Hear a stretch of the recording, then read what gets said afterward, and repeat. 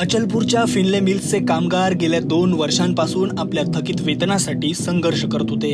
या मागणीसाठी त्यांनी अत्यंत टोकाचे पाऊल उचलत मिलच्या 200 फूट उंच चिमणीवर उपोषण सुरू केलं होतं। सलग 3 दिवसांपासून सुरू असलेल्या या आंदोलनामुळे 2 कामगारांचे प्राण धोक्यात आले होते। यामुळे संतप्त झालेल्या इतर कामगारांनी देखील आक्रमक भूमिका घेतली होती। या गंभीर परिस्थितीची दखल घेत अचलपूर मतदारसंघाचे आमदार प्रवीण तायडे यांनी तातडीने फिनले मिल्सला भेट दिली। त्यांनी राष्ट्रीय वस्त्रोद्योग महामंडळाच्या अधिकाऱ्यांची चांगलीच कान उघाडणी केली। कामगारांचे थकीत वेतन तातडीने देण्याची मागणी त्यांनी लावून धरली। आमदार तायडे यांच्या आक्रमक भूमिकेनंतर मिल प्रशासनावर चांगलाच दबाव आला। आमदार प्रवीण तायडे यांनी मिलचे महाप्रबंधक अमित कुमार सिंह यांच्याकडून 2 महिन्यांच्या आत कामगारांचे थकीत वेतन देण्यासंबंधी लेखी पत्र घेतले। यावेळी आमदार तायडे यांनी अधिकाऱ्यांना कठोर शब्दात सुनावले, ज्याची जोरदार चर्चा झाली। गिरणी कामगार संघटनेचे अध्यक्ष राजा ठाकूर, दिनेश उघडे यांच्यासह हजारो कामगारांनी या उपोषणात सक्रिय सहभाग घेतला होता। कामगारांच्या या एकजुटीमुळे जिल्हा प्रशासनालाही या गंभीर प्रकरणाची दखल घ्यावी लागली। अखेर आमदार प्रवीण तायडे यांच्या यशस्वी मध्यस्थीनंतर कामगारांनी आपले आंदोलन स्थगित केले आहे। लवकरच थकीत वेतन मिळणार असल्याची माहिती आमदार तायडे यांनी दिली आहे, ज्यामुळे कामगारांमध्ये आनंदाचे वातावरण आहे। जिल्ह्यातील अचलपूर तालुक्याच्या फिनले मिल येथे कामगाराचं मागील 3 दिवसापासून उपोषण सुरू आहे। चिमणीवर चढून सलग 3 दिवस 2 कामगारांनी आपला जीव हा टांगलेला होता। यावर आज अचलपूर मतदारसंघाचे आमदार प्रवीणभाऊ तायडे यांनी मध्यस्थी केली असून आज हे आंदोलन स्थगित झालेले आहे।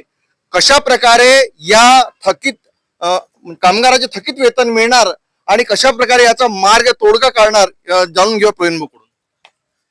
गेल्या 3 दिवसापासून 3 कामगार हे चिमणीवर चढले होते आणि असंख्य शेकडो कामगार हे खाली होते।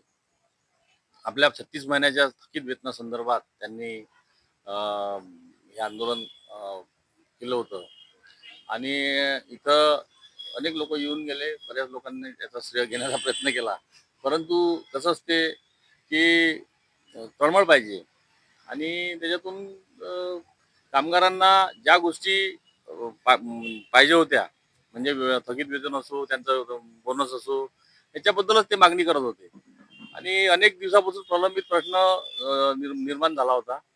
परंतु मी काल मुंबईत असल्यामुळं मी सन्माननीय आमचे नेते मुख्यमंत्री महाराष्ट्राचे देवेंद्रजी फडणवीस साहेब यांच्या कानावर टाकला आणि आपल्या जिल्ह्याचे पालकमंत्री सन्माननीय आमचे नेते चंद्रशेखरजी बावनकुळे साहेब यांच्या सुद्धा कानावर टाकला। त्यांनी स्वतः गिरिराज सिंग यांच्या PSशी बोलणी केली आणि त्यांची भेट घेण्याचं ठरलं।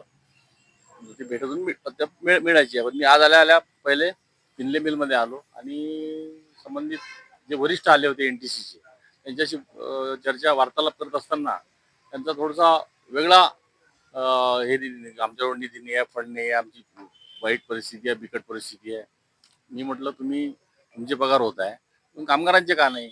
अशा परिस्थितीत त्यांनी मग जेव्हा उग्र स्वभाव दाखवला तेव्हा मग त्यांनी NTCचं पत्र मागवलं आणि त्याच्यात सगळ्या गोष्टीचं म्हणजे हे आहे, उहापोह आहे, नमूद आहे आणि हे आंदोलन स्थगित झालं। एकूणच भाऊ, हे बघितलं असताना आपण की वारंवार या कामगारांना आंदोलनाची भूमिका घ्यावी लागत आहे, थकीत वेतन मागावं लागत आहे। मागे सुद्धा आता आपण आले तेव्हा सर्वांना प्रवेश मिळाला, आता सुद्धा आपल्यामुळे तोडगा निघाला। कुठंतरी हे म्हणजे NTC अधिकारी ऐकत नाही काय, कसं काय? नाही, NTCची परिस्थिती थोडीशी गंभीर आहे। कोरोना काळानंतर सर्वच मिलची परिस्थिती थोडीशी बिकट आहे, पण सर्वापेक्षा साधारण चांगली परिस्थिती या फिनले मिलची असल्या कारणाने आमचा जोर जो आहे तो फिनले मिल ही सुरू व्हावी आणि फिनले मिलचं जे थकीत वेतन आहे त्यांना मिळण्यात यावं।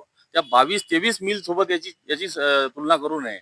22-23 सोबत याची तुलना केल्यामुळं या म्हणजे नुकसान होते। त्याच्यामुळं आमचं असं म्हणणं आहे त्यांना आणि ते त्यांना पण मान्य आहे की इथून धागा विदेशात जर एक्सपोर्ट होत होता तर तुम्ही समजून जा कुठल्या धर्तीच्या मशिनरीच्या इथे उपलब्ध आहेत।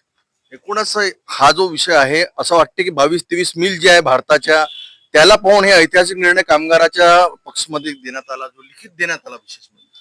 हो, म्हणजे पाऊल चांगलं पडलं आणि 2-3 महिन्यात त्यांनी संपूर्ण पगार आणि संपूर्ण बोनस वगैरे जे TDS वगैरे जे काही आहे त्यांचं जे ते सगळं 2-3 महिन्यात त्यांना देण्यात येईल. त्याचे रिसोर्सेस कुठल्या यांनी मिळणार आहे ते सुद्धा त्याच्यात नमूद आहे. त्याच्यामुळं 2-3 महिने थांबायला काही हरकत नाही असं कामगारांचं म्हणणं आलं. त्यांच्या निर्णयानुसार मग मी त्यांना हे केलं. एकूणच या मतदारसंघाच्या विकासासाठी अजून जे प्रलंबित जे प्रश्न आहे, अचलपूरचे जे प्रलंबित प्रश्न आहे किंवा या विकासाला गती मिळावी, विद्यार्थ्यांसाठी, शेतमजुरांसाठी, शेतकऱ्यांसाठी काय आपली भूमिका आहे भविष्यात? देवेंद्रजी फडणवीस साहेब यांचं सरकार हे सक्षम सरकार आहे, स्थिर सरकार आहे आणि मजबूत सरकार आहे. त्याच्यामुळं शेतकरी असो, विद्यार्थी असो, शेतमजूर असो, यांच्या पाठीशी सतत राहिलेलं सरकार आहे. आणि आता तुम्हाला का प्रश्न पडावा की त्यांच्या पाठीशी नसेल किंवा नाही आहे? कसं आहे, काही थोडा वेळ द्यावा लागत असतो आणि सध्या राज्याची आर्थिक परिस्थिती थोडीशी म्हणजे साधारण असल्यामुळे सगळ्या योजना, सगळ्या गोष्टी पूर्णत्वास जाईल असं मी आशा बाळगतो. एकूणच कामगारांच्या पक्षामध्ये हा ऐतिहासिक निर्णय आहे आणि कामगारांना त्यांचं 22 महिन्याचं थकीत वेतन आणि चालू महिन्याचं 7 महिन्याचं वेतन मिळणार असून हा आंदोलन आमदार प्रवीण तायडे यांच्या मध्यस्थीने हा आमदार स्थगित झालेला आहे.